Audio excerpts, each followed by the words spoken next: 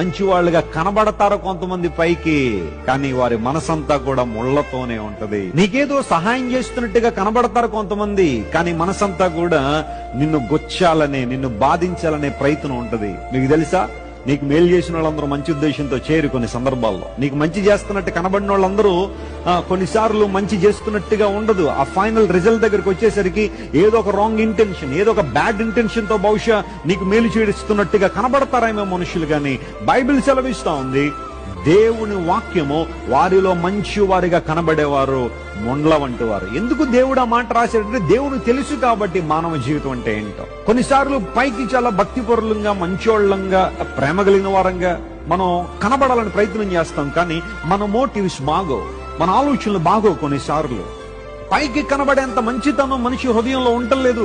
Bible ఎందుకనే చెప్పింది, హృదయం అన్నిటికన్నా మోసకరమైన, అది ఘోరమైన వ్యాధి కలదు.